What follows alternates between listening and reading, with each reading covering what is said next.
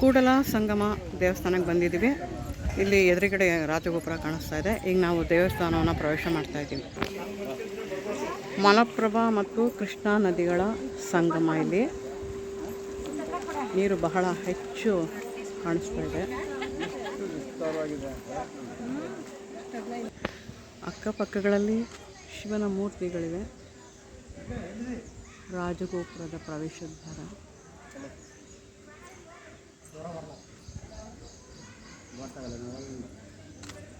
ಇಲ್ಲೊಂದು ಸುಂದರವಾದಂತಹ ಒಂದು ವಿಗ್ರಹ ಇದೆ.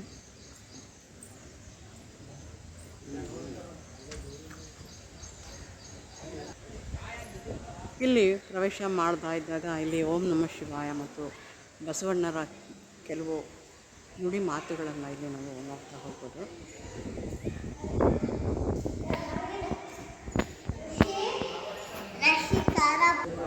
ಒಂದು ಕಡೆ ಅಕ್ಕ ಮಹಾದೇವಿಯ ಒಂದು ದೊಡ್ಡ ಭಾವಚಿತ್ರ ಇದೆ. ಈ ಕಡೆ ಬಸವಣ್ಣನವರ ವಚನದ ಬರಹವನ್ನು ಕಾಣಬಹುದು. ಈ ಕಡೆ ಬಸವಣ್ಣನವರ ಒಂದು ವಿಗ್ರಹ. ಇದು ಚಾಲುಕ್ಯರ ಕಾಲದಲ್ಲಿ ಕೆತ್ತಲ್ಪಟ್ಟಂತಹ ಒಂದು ಕಂಬಗಳನ್ನು ಇಲ್ಲಿ ನೋಡ್ಬೋದು. ಇಲ್ಲಿ ದೇವಸ್ಥಾನದ ಒಂದು ಚಿತ್ರವನ್ನು ನಾವಿಲ್ಲಿ ಕಾಣ್ಬೋದು. ಬಹಳ ಅಂದವಾದಂತಹ ಒಂದು ದೇವಸ್ಥಾನ, ಸಂಗಮೇಶ್ವರ ದೇವಸ್ಥಾನ.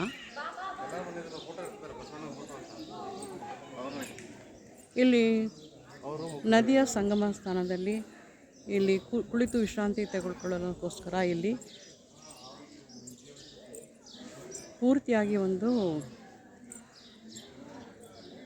ಕಾರಿಡಾರ್ ಥರ ಅಥವಾ ಒಂದು ಜಾಗಗಳನ್ನು, ಕುಳಿತು ವಿಶ್ರಾಂತಿ ತಗೊಳ್ಳೋಕ್ಕೆ ಒಂದು ಜಾಗಗಳನ್ನು ಇಲ್ಲಿ ನಿರ್ಮಾಣ ಮಾಡಿದ್ದಾರೆ. ಎದುರಿಗೆ ಘಟಪ್ರಭಾ ನದಿ, ಕೃಷ್ಣಾ ನದಿಯ ಸಂಗಮ ಸ್ಥಾನವನ್ನು ನಾವಿಲ್ಲಿ ನೋಡ್ಬೋದು. ಇಲ್ಲಿ ದೇವಸ್ಥಾನದ ಒಂದು ಶಿಲ್ಪಕಲೆಯನ್ನು ಕೂಡ ನಾವಿಲ್ಲಿ ನೋಡಬಹುದು. ಇದು ಚಾಲುಕ್ಯರ ಕಾಲದ ಒಂದು ವಾಸ್ತುಶಿಲ್ಪ.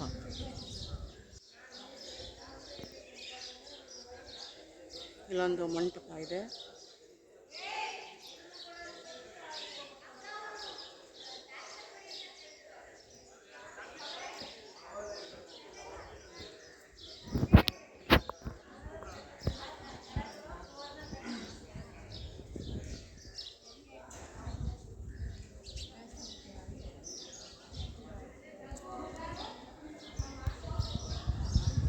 ಕೂಡಲ ಸಂಗಮೇಶ್ವರ ದೇವಸ್ಥಾನದ ಹೊರಭಾಗದಲ್ಲಿ ಕೆಲವು ಕೆತ್ತನೆಗಳನ್ನು ಇಲ್ಲಿ ನಾವು ನೋಡಬಹುದು.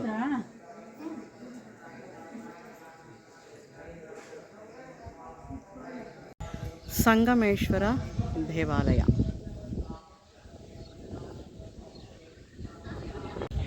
ಬಸವೇಶ್ವರರ ಐಕ್ಯ ಮಂಟಪಕ್ಕೆ ಹೋಗುವಂಥ ಒಂದು ದಾರಿ. ಇಲ್ಲಿ ವಚನಕಾರರ ಕೆಲವು ನುಡಿಗಳನ್ನು ಇಲ್ಲಿ ನೋಡ್ತಾ ಹೋಗ್ಬೋದು. ಇಲ್ಲಿ ಅಕ್ಕ ಮಹಾದೇವಿಯ ವಚನವನ್ನು ನಾವಿಲ್ಲಿ ನೋಡ್ಬೋದು.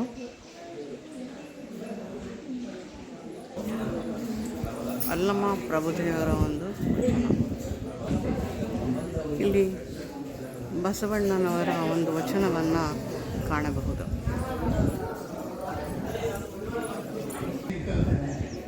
ಬಸವೇಶ್ವರರ ಒಂದು ಐಕ್ಯ ಮಂಟಪ.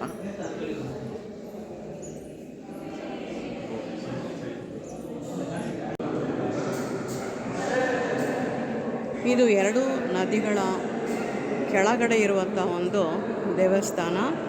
ನಾವು ವೃತ್ತಾಕಾರದಲ್ಲಿ ಮೆಟ್ಟಿಲುಗಳನ್ನು ಇಳ್ಕೊಳ್ತಾ ಹೋಗಬೇಕಾಗುತ್ತೆ.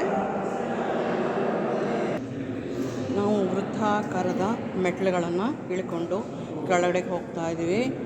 ಇದು ಬಹಳ ಕೆಳಭಾಗದಲ್ಲಿ, ನದಿಯ ಮಟ್ಟದಲ್ಲಿ, ಅಂದರೆ ಕೆಳಭಾಗದಲ್ಲಿ ಈ ಒಂದು ಸಂಗಮೇಶ್ವರ ದೇವಸ್ಥಾನ ಇದೆ. ಇಲ್ಲಿ ಮೆಟ್ಟಿಲುಗಳನ್ನು ನಾವು ಹತ್ಕೊಂಡು ಕೆಳಗಡೆಗೆ ಹೋಗ್ತಾ ಇದ್ದೀವಿ.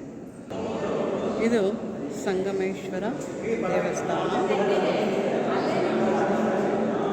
ಇಲ್ಲಿ ಕೂಡ ಚಾಲುಕ್ಯರ ಒಂದು ವಾಸ್ತುಶಿಲ್ಪವನ್ನು ಇಲ್ಲಿ ನಾವು ಕಾಣಬಹುದು. ಕಂಬಗಳಲ್ಲಿ ಒಂದು ಕೆತ್ತನೆಯ ಒಂದು ಕೆಲಸವನ್ನು ಕಾಣಬಹುದು. ಶಿವಲಿಂಗ.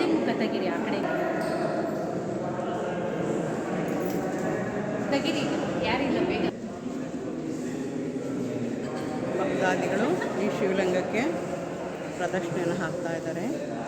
ಇದು ಸಂಗಮೇಶ್ವರ ದೇವಸ್ಥಾನ ಲಿಂಗದ ರೂಪದಲ್ಲಿದೆ.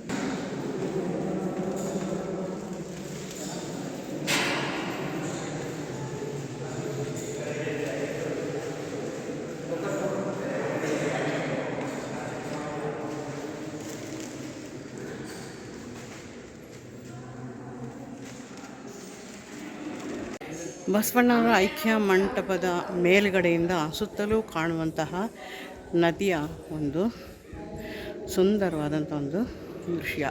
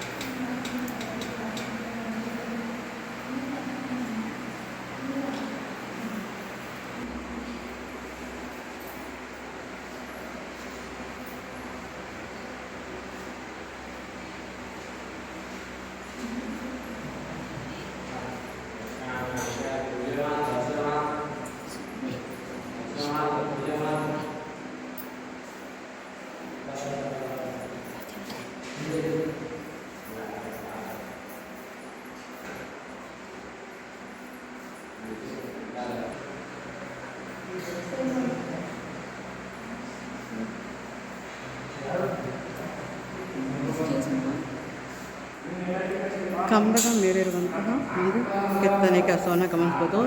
ಇದು ಚಾಲುಕ್ಯರ ಒಂದು ಶೈಲಿ, ಹೊಯ್ಸಳರ ಕಾಲದ ಶೈಲಿಯ ಥರನೂ ಕೂಡ ಇದು ಕಾಣಿಸ್ತಾ ಇದೆ. ಕಂಬಗಳ ಒಂದು ನುಣುಪಾದಂತಹ ಒಂದು ಕೆತ್ತನೆ. ಜಾತವೇದ ಮುನಿಗಳ ಒಂದು ಗದ್ದಿಗೆ.